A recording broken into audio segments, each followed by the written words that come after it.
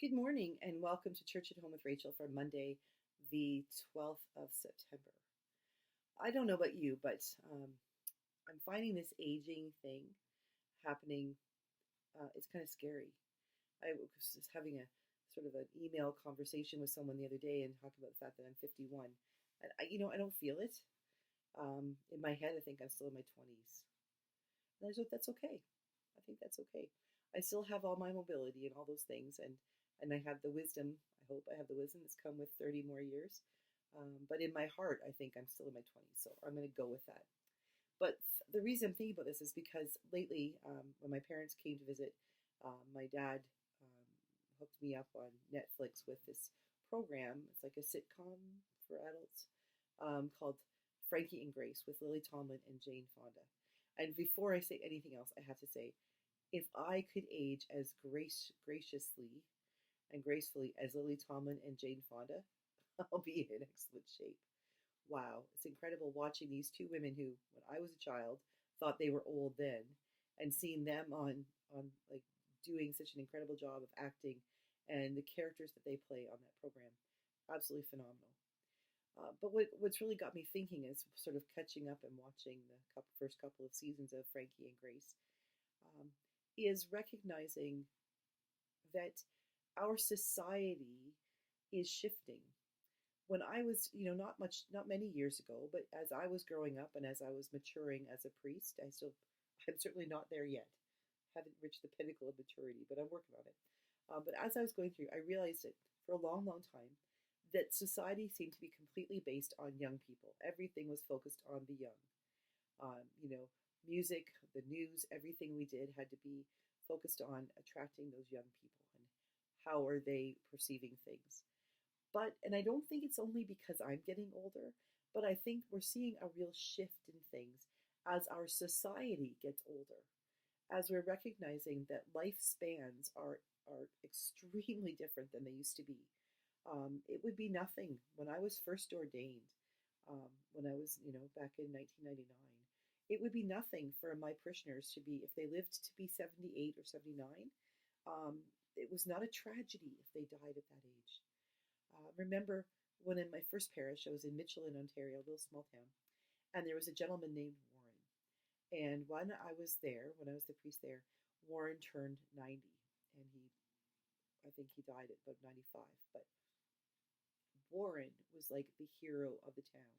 He used to go walking, and as a matter of fact, at the arena in the summer, they would open up the rink on the cement there where they played ball hockey, and all the older folks, the senior citizens, would go and they would walk because it was nice and even, and there were people around. So if they fell or something happened, they broke a hip, there'd be somebody to help them. Well, he would go. There was a competition. There was a for the seniors, and he and his daughter, who was also a senior, would go and they would walk. And he was in this. This was like a race, and they had to race like walk around the rink, like the inside of the rink, like 10 times or something like that. And Warren, he kept walking and walking and walking, and was really getting frustrated with himself because all these other people were stopping and he hadn't done his laps yet. Well, when he finally stopped, everybody applauded and gave him the first prize. And he said, but I wasn't, I stopped when I was tired. And they said, yeah, but everybody else stopped after 10 laps. He had walked like 30. They were sort of hobbling along with their canes and their walkers, and he was hoofing it, and he was lapping them. And he thought that he had not finished the race, and everybody was just waiting for him to finish so they could crown him the King Walker of Mitchell. He used to tell me, he used to give me, I go down to his church or his house after church. We had church. I had church in my first church at Stratford at 9:30 and 11:30, 11:15. We had church in Mitchell, and then we had coffee hour. And then it didn't matter how long we had coffee hour, I had to go to his house because he would always give me 2 bran muffins. They were like hockey pucks. They were so thick with fiber, but he swore bran muffins and vitamin E were why he lived a good long life. And then often I'd go and take those bread muffins to my mom in London because I go and hang out for dinner there in the afternoon. But Warren was like this amazing person who lived to be 90. And then I moved to Halifax eventually after a few years. And the very first funeral I had was for somebody who was 102. and people were devastated because she had been in such good health. And it gave me a whole new perspective on living life. And I think on the East Coast, they say it's the sea air. But I'm starting to really understand that it's not just the sea air, that our health, our sciences, and our doctors, and the way that we live our lives is encouraging us to remain healthier for longer. And with that is coming a shift, I think, in society that is helping us to see that we don't need to only pay attention to our young people, that we need to do things like have AARP or CARP in Canada for our seniors or for those people who are beyond the age of 50 something. We need to have opportunities for people who remember, World War II and remember Korea and Vietnam and not just the Gulf Wars, to be able to be honored and recognize their stories. We live in a world that is really recognizing that, we need handicap parking spots, not necessarily because somebody is in a wheelchair, but simply because we have more and more people who are using walkers or canes and have some mobility issues, but not crippling issues that just helps them get moving. Um, Aging gracefully is becoming something our society is now having to recognize and embrace and celebrate. And Frankie and Grace is a great way of doing that. Now, I was absolutely shocked because normally a sitcom or a half-hour program on TV that makes you laugh, you'd think it would be pretty tame. But the topics and the language the topics they tackle and the language they use is absolutely wow. Okay, not expecting your parents to be using that kind of language. And Frankie and Grace, that's sort of my parents' age, so it's kind of shocking.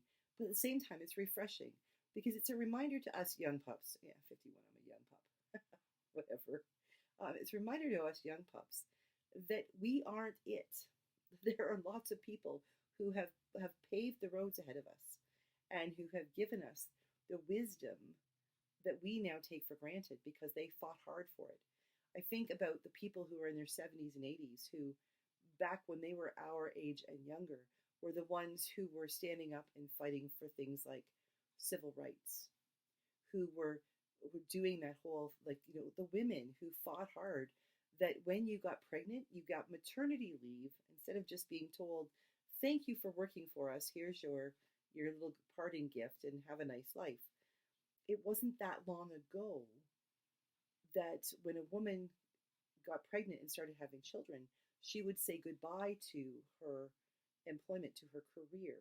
Now, when the kids went off to school, they were in grade 1 full-time school, they might come back to work, but they certainly weren't expecting or expected to come back to where they had left off.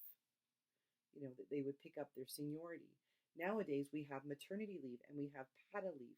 So the dads can stay home and mom can go back to work. Things have changed so much, and it's because of those people of a certain age older than me that fought hard for those rights that we now don't even consider them to be, that we've considered them to be rights and freedoms, because they were not taken for granted for 30 or 40 years ago. People had to fight hard for them. And it's people of Frankie and Grace's age who did that fighting. Looking at our politics in the world today and some of the concerns that are happening around healthcare, about women's issues, privacy matters, recognition of who has the right to vote. There have been generations of men and women who fought hard, people who were beaten, people who were jailed because they had the audacity to challenge the prevailing wisdom of the day, to say, no, women have the right to vote. Blacks, indigenous people have the right to vote. Women have the right to work. Children have the right to be able to be healthy. There are people who have worked hard to ensure the things that my generation and younger take for granted, that those generations that went ahead of us are the ones that did all that hard work for us. And so it is the Frankies and Graces and the Roberts and Sauls, those are the Martin Sheen and Sam Waterston characters from that program, who it was their generation and before who did that hard work of making sure that I could be a priest, that I could wear a collar, that I can use choice words if I wish and not be fired for it. I, that I can that I can be married and be a priest, or I can be married and have children and take time off and still go back to work. All of these things that have become sort of laissez-faire, like we're like, yeah, they're just part of our lives. They were fought for by people who are older than us, who were willing to do the fighting, and we owe them a debt of gratitude. And we are seeing in our world these days that some of those rights and freedoms are they're being challenged. And we need to take lessons from those generations that went ahead of us, the Frankies and Graces of the world, because we are beginning to recognize that we need to stand up and be heard as well. We may not need to fight for new rights and freedoms, but it's looking an awful lot like we're going to need to stand up to fight to maintain the rights and freedoms that the Frankies and Graces and Sauls and Roberts of generations before us went ahead and fought for. So thank you to all of you who are of the elder statesman generation and stateswomen generation for all the hard work you have done. And please encourage those of us who are younger and those of us who are way younger that we might have the courage that you have had to be able to change the world the way you did. God bless you. And to all of us young Spitfires, may we have the guts to do as those who went before us did. Have a great day, and God bless. See you tomorrow for Church at Home with Rachel.